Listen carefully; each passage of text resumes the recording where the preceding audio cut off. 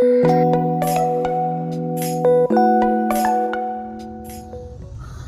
हैं आप सभी छात्र और छात्राएं। चलिए, मैं आपका अपना टीचर गुलशेर गौड़ आज मैं आप लोगों के लिए लेकर आया हूँ जनरल हिंदी, सामान्य हिंदी। क्योंकि जो हमारे ग्रुप सी वगैरह के एग्ज़ाम हैं, स्टेट लेवल के, ग्रुप सी के, आपका सी टेट का, टेट का, KVS का, DSSS का, दिल्ली उसके बोर्ड के, तो इनमें सब में हिंदी आती है। किसी में 30 नंबर की आती है, किसी में 20 नंबर की आती है। तो उन्हीं सब चीज़ों को, एग्ज़ाम को ध्यान में रखते हुए हम लोग आप लोगों के लिए हिंदी की क्लास भी उपलब्ध करा रहे हैं।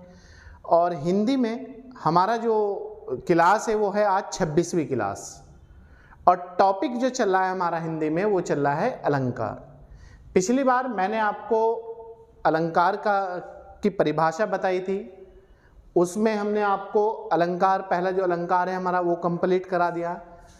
आज जो हमारी क्लास है वो यमक अलंकार और दूसरा श्लेष अलंकार और बाकी जो भी अन्य अलंकार हैं उन्हें कंप्लीट करने की हम कोशिश करेंगे। आज की क्लास का पार्ट 2 है हमारा।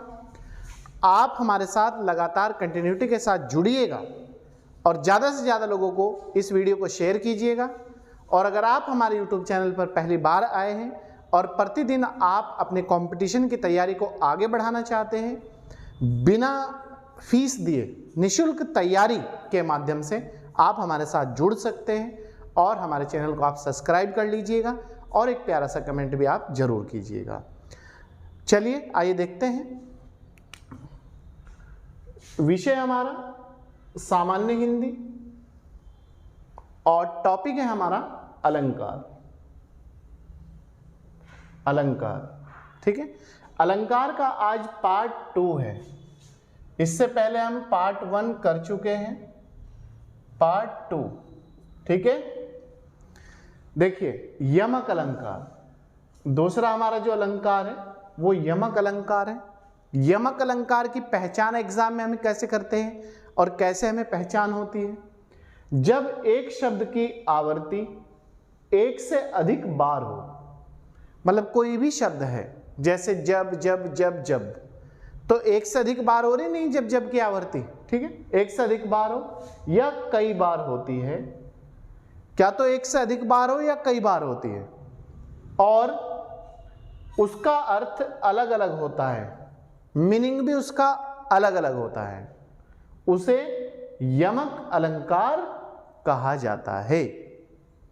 याद रखना, यमक अलंकार उसे कहा जाता है जब किसी एक शब्द की आवृत्ति बार बार हो और उसका अर्थ भी अलग अलग हो, उसे ही यमक अलंकार कहा जाता है। एक बार फिर देख लीजिएगा, मोस्ट इंपोर्टेंट अलंकार है जब एक शब्द की आवृत्ति एक से अधिक बार हो या कई बार हो, ठीक है। जैसे हम 2 बार होगी, और कई बार का मतलब है हम 5-6 बार हो गई, बार हो और अर्थ अलग अलग हो, उसे यमक अलंकार कहा जाता है। नोट में देख लीजिएगा, जहां केवल सुनने में शब्द की आवृत्ति हो, मतलब सुनने में तो ये लग रहा कि एक ही शब्द है, हम की तो आवृत्ति हो रही बार बार, रिपीटेशन, ठीक है, आवृत्ति हो पर उसके अर्थ भिन्न हो, हम का अर्थ अलग अलग उसमें साइंस में प्रयोग किया गया हो, भिन्न हो। जैसे कनक से कनक मद अधिक होता है, कनक से कनक मद मतलब 2 बार कनक है, 1 बार 1 मद, 2 मद, 2 बार मद है, 2 मद हो गए, तो कनक से कनक मद अधिक होता है। उदाहरण के लिए एग्जाम्पल फॉर, एक कनक का मीनिंग होता है सोना और एक कनक का मीनिंग होता है धतूरा, सोना और धतूरा। तो शब्द एक ही है लेकिन मीनिंग अलग अलग हो गए, देख रहे हो आप लोग। तो इसका मतलब है आवृत्ति बार बार हो रही, एक से अधिक बार हो रही, लेकिन एक ही शब्द का जो साइंस है, जो अर्थ है, जो मीनिंग है, वो अलग अलग साइंस में निकल के आता है। एक का यहां हमने सोना कर दिया और एक का हमने धतूरा कर दिया। पंक्ति देख लीजिएगा, यमक अलंकार की बार बार रिपीटेशन होती है पंक्ति, आप ध्यान रखना। कनक कनक ते सौ गुनी मादकता, कनक कनक ते सौ गुनी मादकता अधिकाय, जो खाए बोराए नर वो पाए बोराए। पंक्ति है हमारी, कनक कनक ते सौ गुनी मादकता अधिकाय, जो खाए बोराए नर वो पाए बोराए। इसका मीनिंग हो जाएगा अर्थ का, सोना, अर्थ सोना अर्थात धन का नशा, धतुरा अर्थात नशीली वस्तु से 100 गुना ज्यादा अधिक होता है। मतलब यह है कि जो धन है, जो पैसा है, उसका नशा, धतूरा, धतूरा मतलब अफीम, चरस, गांजा, जो नशीले पदार्थ है उनसे 100 गुना ज्यादा होता है। ठीक है, इसी तरीके से अगर किसी वस्तु, कोई सोना है किसी पर, कोई जेवरात है, कोई पैसा है, तो इन चीजों का नशा उनका तो खाने पीने के बाद होगा। गांजा लेंगे उसके बाद नशा होगा, अफीम लेंगे उसके बाद होगा, डोडा, चरस वगैरह या कोई दवाई, उसके बाद नशा होगा। लेकिन इनका नशा जैसे ही आना शुरू होता है उसके साथ ही इनका नशा शुरू हो जाता है। तो इसका मतलब यहाँ ये है कनक, सोना और धतूरा। क्लियर है? एक में सोना पैसा हो गया और एक में कोई नशीले पदार्थ हो गए। क्लियर है? कर दूं, कोई दिक्कत तो नहीं? चलिए, दूसरा हमारा अलंकार है श्लेष अलंकार। श्लेष अलंकार, जहां एक शब्द से अनेक अर्थों का बोध कराया जाता हो। मतलब शब्द एक है लेकिन उस शब्द से अनेक अर्थों का बोध कराया जाता हो, पर उसके अर्थ भिन्न भिन्न हो। मतलब उसके अर्थ अलग अलग हो। जैसे भार धरे संसार को ताऊ कहावत शेष। भार धरे संसार को ताऊ कहावत शेष। शेष का मतलब यहां होता है बचा हुआ, और एक शेष का मतलब होता है यहां शेष नाग। मतलब शेष नाग से बची हुई कोई चीज। दूसरी पंक्ति देख लीजिए आप, श्लेष का अर्थ चिपका हुआ रहता है। मतलब क्लियरिटी ज्यादा नहीं रहती, इसका जो मीनिंग होता है वो चिपका हुआ रहता है, मिक्स रहता है, बिल्कुल क्लियर नहीं होता। तो क्वेश्चन ये आ सकता है एग्जाम में कि कौन सा ऐसा अलंकार है जिसका अर्थ चिपका हुआ रहता है, तो वो है आपका श्लेष अलंकार। एक और पंक्ति देख लीजिएगा, बार बार रिपीटेशन होती है एग्जाम में। आप इस पंक्ति को बहुत अच्छे तरीके से देखें, पढ़ें। देखो, रहीमन पानी राखिए, रहीमन पानी राखिए, बिन पानी सब सुन, पानी गयो ने उबरे मोती मानुष चुन। रहीमन पानी रखिए, कवि कह रहे रहीमन पानी रखिए, बिन पानी सब सुन। पानी रखना जरूरी है, पानी के बिना कुछ नहीं है। पानी गयो ने उबरे मोती मानुष चुन। चुन मतलब आटा। देखिए यहां पर पानी के 3 अर्थ हैं। 3 अर्थ में यहां पर पानी का प्रयोग हुआ है, क्योंकि मैंने आपको बतलाया कि इसका अर्थ चिपका हुआ रहता है, क्लियर नहीं हो सकता। लेकिन यह भी याद रखना उसके अर्थ भिन्न भिन्न हो, अलग अलग हो। क्लियर है? जैसे मोती, मोती का यहां जो प्रयोग हुआ है वो चमक के संदर्भ में हुआ है, चमकता हुआ कोई चीज। चुन पानी के संदर्भ में, चमक पानी, और मानुष मनुष्य की इज्जत के संदर्भ में। क्लियर है? तब यहां याद रखना, रहीमन पानी रखिए, बिन पानी सब सुन, पानी गए न उबरे मोती मानुष चुन। कौन सा अलंकार है? श्लेष अलंकार। किस अलंकार का अर्थ चिपका हुआ रहता है? श्लेष अलंकार। किस अलंकार के शब्द से उसके अर्थ भिन्न भिन्न होते हैं? श्लेष अलंकार। श्लेष अलंकार में मोती का जो प्रयोग हुआ किस लिए हुआ है? चमक के लिए हुआ। मानुष का प्रयोग मनुष्य की इज्जत के संबंध में, और चुन का प्रयोग, चुन मतलब आटा, पानी के संदर्भ में। चुन और आटा दोनों मिलाकर मिक्स कराया जाता है। इसके बाद नेक्स्ट पॉइंट है, चौथा अलंकार है हमारा वक्रोक्ति अलंकार। कौन सा अलंकार है? वक्रोक्ति अलंकार। ये चौथा है। देखिए इसमें क्या क्वेश्चन बन सकता है एग्जाम में, किस तरीके से आता है, क्या पंक्ति है इसकी। इसमें जब कहने वाला कुछ और कहे, जैसे मैं हूं, मैं आपको पढ़ा तो कुछ और रहा हूं, समझा कुछ और रहा हूं, बता कुछ और रहा हूं, लेकिन आप समझ कुछ और रहे हैं। ठीक है। जब कहने वाला कुछ और कहे और सुनने वाला उसका कुछ दूसरा उत्तर दे। ठीक है। मतलब मैंने आपको कहा कि कल जो हमारी क्लास होगी वो साइंस पे होगी, और आपने सोचा कि कल हमारी जो क्लास होगी वो सम साइंस पे होगी। ठीक है। तो सम और साइंस दोनों अलग हो गए। सम का मतलब है मिक्सचर और साइंस का मतलब है कोई भी एक यूनिट। इसी तरीके से जैसे कभी कभी क्या होता है, घर में मम्मी या पापा या भाई या बहन कोई भी ये कह देता है कि भाई तुमने खाना खा लिया या नहीं खा लिया, तो हम क्या सोचते हैं कि पता नहीं ये कह रहे कि तुम सो गए या नहीं सो गए, तुम आ गए या नहीं आ गए। हम कह देते हैं हाँ मैं आ गया था, मैं चला गया था। तो वो पूछ रहे खाना, हम उसका उत्तर कुछ और दे रहे, दूसरा कुछ कोई अदर चीज समझकर। जब कहने वाला कुछ और कहे और सुनने वाला उसका कुछ उत्तर दूसरा दे। नोट है। जब वक्ता, वक्ता मतलब बोलने वाला, जैसे मैं हूं, मैं फिलहाल वक्ता की भूमिका में हूं, वक्ता, और श्रोता। श्रोता मतलब जो फिलहाल आप, जैसे आप सुन रहे हो तो आप श्रोता की भूमिका में है। वक्ता और श्रोता कि किसी उक्ति, उक्ति मतलब पंक्ति के संबंध में अर्थ कल्पना में भिन्नता का आभास हो, वहां वक्रोक्ति अलंकार होगा।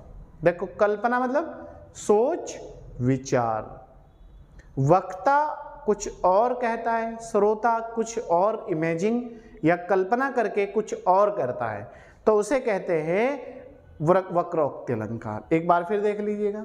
जब वक्ता और श्रोता की किसी उक्ति संबंध में अर्थ कल्पना,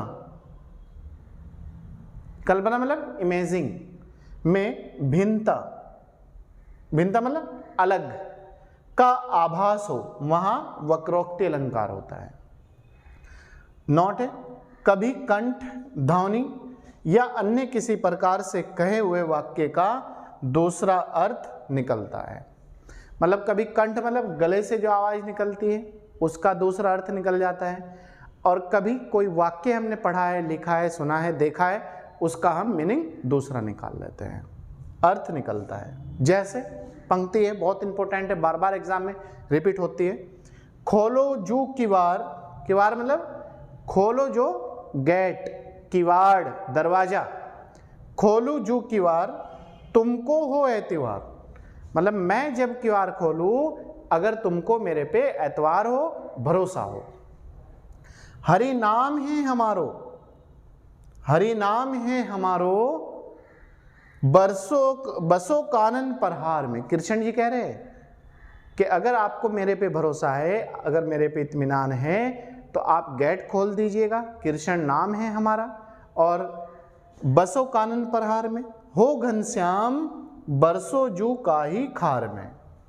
ये पंक्ति है, इसका मीनिंग होता है, यहां देख लीजिएगा अर्थ इसका, पंक्ति का। इस पंक्ति का पूरा अर्थ ये है। इस पंक्ति में कृष्ण जी हरि नाम बताकर मतलब जो कृष्ण जी है वो अपना जो नाम है वो हरि बता रहे हैं, हरि नाम बताकर दरवाजा खोलने को कहते हैं। तो राधा जानबूझकर हरि शब्द से सांप या शेर के रूप में निकालती है। क्लियर है? मतलब कृष्ण जी कुछ और कह रहे हैं, राधा जानबूझकर उसका जो मीनिंग है सांप या शेर निकाल रही है। तो आ गया क्लियर? तो इसे कहते हैं वक्रोक्ति अलंकार। कहने वाला कुछ और कहे और सुनने वाला उसका दूसरा कोई उत्तर दे, तो अब इस तरह की जो पंक्ति है उनमें आपका वक्रोक्ति अलंकार हो जाएगा। क्लियर? पांचवा अलंकार है उपमा अलंकार। जहां किसी एक वस्तु की किसी दूसरी वस्तु से तुलना की जाए।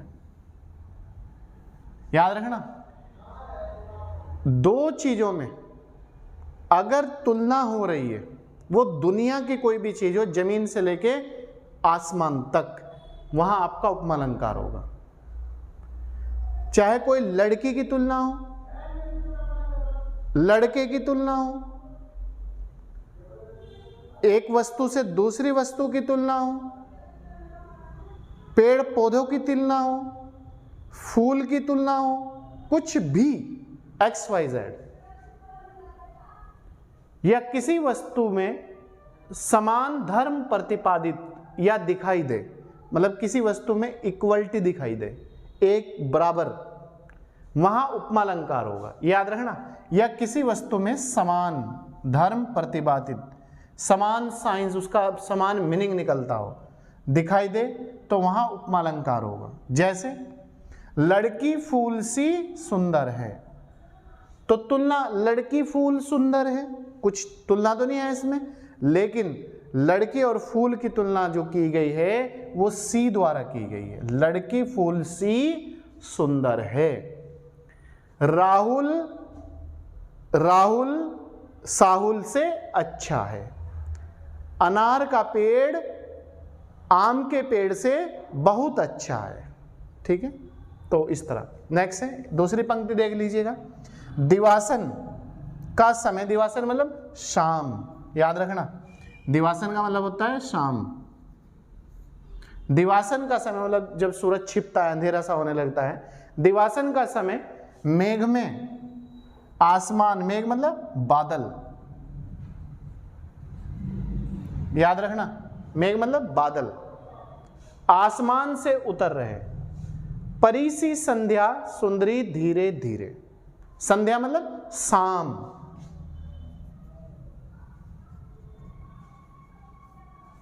ठीक है, परी सी संध्या सुंदरी धीरे धीरे, मतलब शाम का समय है, 6-7 बजे, 6 के लगभग का समय है, और आसमान में ऐसे लग रहा है जैसे बादल छाए हुए हो, और बहुत अच्छा लग रहा है। और परी सी संध्या सुंदरी धीरे धीरे, तो यहाँ पर दिवासन मतलब शाम का समय, बादल छाए हुए आसमान में, परी सी संध्या सुंदरी धीरे धीरे, सी। तो यहाँ पर जो कंपैरिजन करा है, तुलना करा रहा है शाम की और बादल की, वो करा रहा है सी। ठीक है, नॉट है इस अलंकार की पहचान। अगर कुछ भी ना याद रहे एग्जाम में, तो आप इतना याद करके बैठ लीजिए, इस अलंकार की पहचान के शब्द है सी, अभी पढ़ा दिए 2 सी, सम, जा, जो, तुल्य, सादृश्य, समान।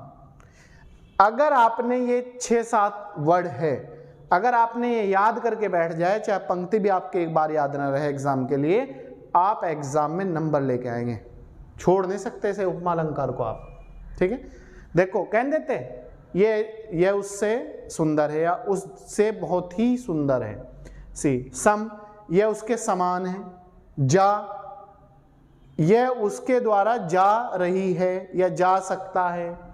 जो, यह उसके ज्यो की त्यों है। तुल्य, उसके तुल्य। दृश्य, समान। तो इन सब की पहचान उपमा अलंकार है। 1-2 पंक्ति और देख लीजिएगा। खिला हो जो बिजली का फूल, मेघ में बीच गुलाबी रंग, मतलब आसमान में जो सूर्य है वो ऐसा लग रहा है जैसे बिजली का फूल खिला हो आसमान के बीच में। तो यहां पर किसकी करी है तुलना? जो ने। क्लियर है? जो खिला हो जो बिजली का फूल, मेघ में बीच गुलाबी रंग। अगर ये पंक्ति पूछ ले आपसे किसकी है, तो ये पंक्ति जयशंकर प्रसाद की है। जयशंकर प्रसाद जी की पंक्ति है। क्लियर? तो खिला हो जो बिजली का फूल, मेघ में बीच गुलाबी रंग।